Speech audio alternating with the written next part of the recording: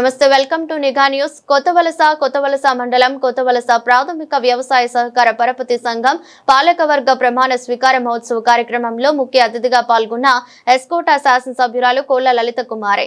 ఈ మేరకు నూతనంగా చైర్మన్ గా ఎన్నికైన కోళ్ల శ్రీను గారిని మరియు డైరెక్టర్లుగా ఎన్నికైన గొంప పోతు నాయుడు, భూసాల సూర్యనారాయణుని శాలువతో ఘనంగా సత్కరించి శుభాకాంక్షలు తెలియజేశారు.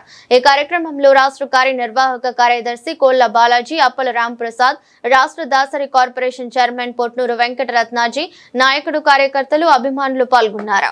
1,00,000 టన్నుల యూరియా చంద్రబాబు నాయుడు గారు కూటమి ప్రభుత్వం తీసుకొచ్చాం. మనం ఇది మనకు నిదర్శనం. ఇవాళ లేకపోతే చాలా ఇబ్బందులు పడదు.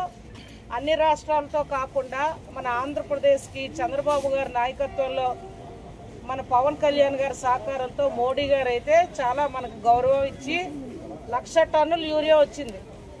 ఇంకో 50 లక్షల టన్నుల యూరియాకి కాకినాడలో పోర్టులో మన వాళ్ళు మనకి వస్తున్న వాటిని మళ్ళీ ఆంధ్రప్రదేశ్కి ఇవ్వమని మనం రిక్వెస్ట్ చేసాం.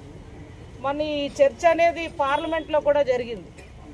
మన ఎంపీలు కూడా ఆ రోజు ఆంధ్రప్రదేశ్కి ఇవ్వమని చెప్పి రిక్వెస్ట్ చేశారు మొన్న ఈ మధ్య జరిగిన సమావేశాల్లో. అందుకు దయించి మనం అందరం కూడా రైతుల తరపున ఎప్పుడు మన కూటమి ప్రభుత్వమే రైతుల ప్రభుత్వం, రైతులకి అండగా ఉండే ప్రభుత్వం.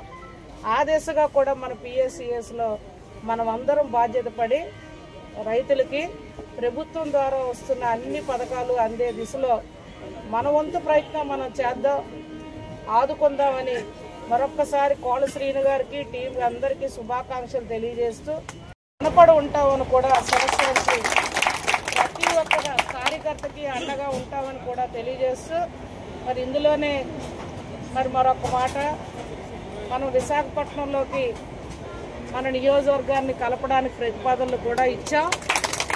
శ్రీమైన కమిటీకి చంద్రబాబు గారు ముఖ్యమంత్రి గారి దృష్టిలో నేను పెట్టాను. అలాగే భరత్ గారు మన ఎంపీ గారు కూడా మన పార్లమెంట్లో సమావేశాలప్పుడు వారు కూడా ప్రతిపాదనలు కూడా ఇచ్చారు.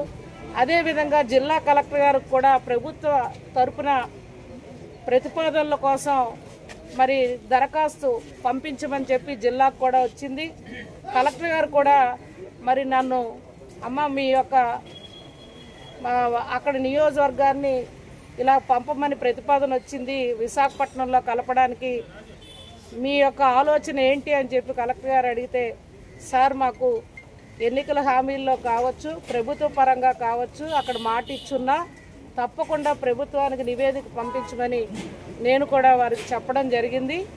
అనుమతులు కూడా వెళ్ళాయని ప్రభుత్వం దృష్టికి చేరవేశారని మరి మీ అందరికీ కూడా తెలియపరుస్తూ మరి మీ అందరికీ మరొకసారి మీ అందరినీ చూసే భాగ్యం కల్పించిన మండలి టీం అందరికీ చూసారు.